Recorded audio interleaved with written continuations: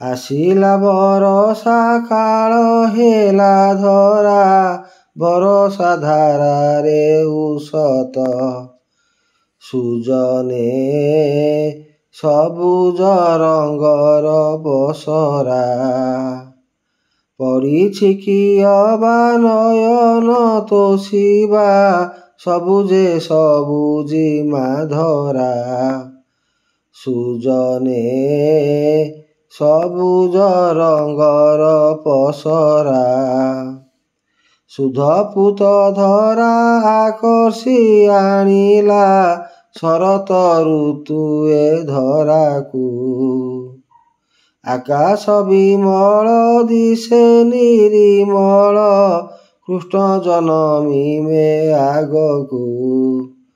ସୁଜନେ ହରି ହରିବେ ଧରା ଭାର, ବିକଚ କୁସୁମ କୁସୁମିତ ହୋଇ, ଧରା ଦିଶଇ କି ସୁନ୍ଦର।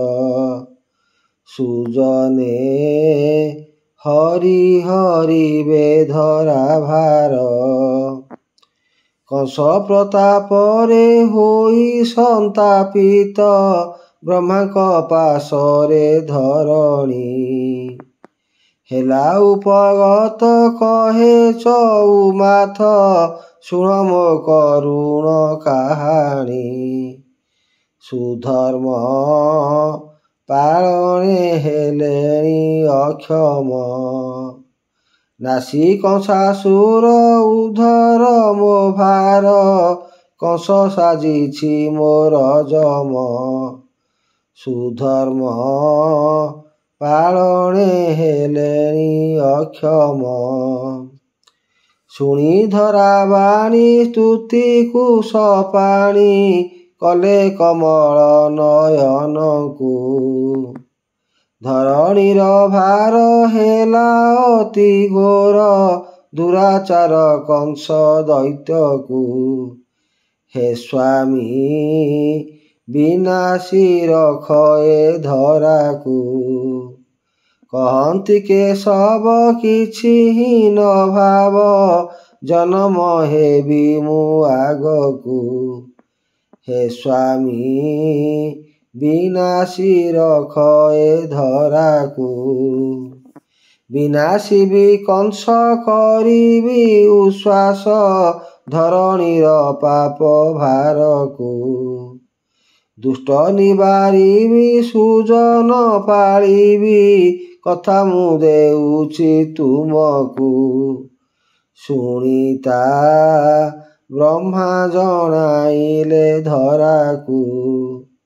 ଧରଣୀ ଆନନ୍ଦ କେ ପାରିବ କହି, ବୁଝାଏ ନିଜର ମନକୁ। ଶୁଣିତା ବ୍ରହ୍ମା ଜଣାଇଲେ ଧରାକୁ। ଭାଦ୍ରବ ଶୀତ ପକ୍ଷ ତ ଆଗତ, ଅଷ୍ଟମ ଦିବସ ରଜନୀ। କୃଷ୍ଣ ଜନମି ଏ ଧରାକୁ ଆସିବେ, ଲୀଳା ରଚିବେ ବେଣୁ ପାଣି। ସୁଜନେ ଆନନ୍ଦ ହେଉଅଛି ମହି, କୃଷ୍ଣ ଜନମିବେ ଦେହ ବହି ବୋଲି, ଉଷତରେ ଧରା ନାଚଇ।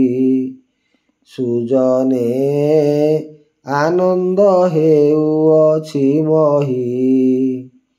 ଆସିଲା ସେ ଦିନ ସ୍ୱୟଂ ନାରାୟଣ, ଜନ୍ମିଲେ ଦେବକୀ ଉଦରୁ। ଚତୁର୍ଭୁଜ ରୂପ ଦେଖି ତାତ ମାତ, ସ୍ତୁତି ଗାନ କଲା ଉତାରୁ।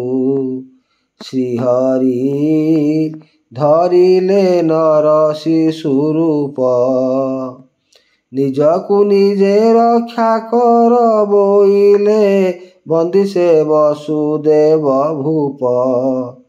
ଶ୍ରୀହରି ଧରିଲେ ନର ଶିଶୁ ରୂପ, ବୋଲନ୍ତି ମାଧବ ନନ୍ଦ ଘରେ ମୋତେ, ଛାଡ଼ିତା କନ୍ୟାକୁ ଆଣିବ।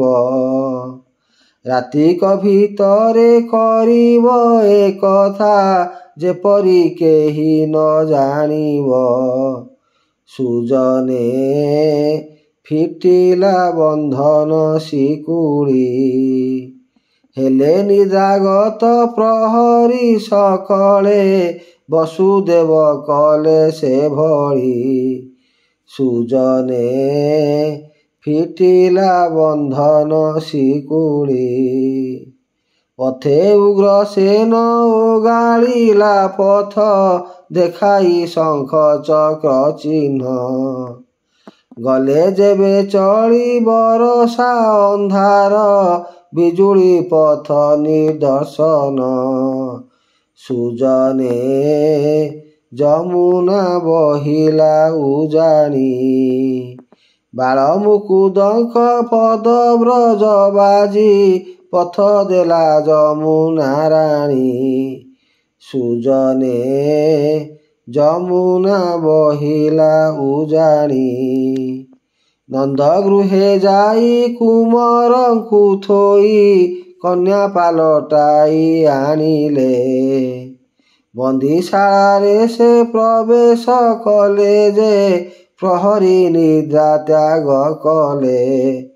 ସୁଜନେ କନ୍ୟା କାନ୍ଦିଲା କଇଁ କଇଁ, କନ୍ୟା ଜନମିଛି ଦେବକୀର ବୋଲି ପ୍ରହରୀ କଂସକୁ କହଇ। ସୁଜନେ କନ୍ୟା କାନ୍ଦିଲା କଇଁ କଇଁ, ଗୋବାଭଣ ହିତକାରୀ ସେ ଶ୍ରୀକୃଷ୍ଣ ଜନ୍ମ କର୍ମ ଦିବ୍ୟ ତାଙ୍କର। କଂସ କେଶୀ ଦୁରାଚାରୀଙ୍କୁ ବିନାଶୀ ଉଶ୍ୱାସ କଲେ ମହୀଭାର।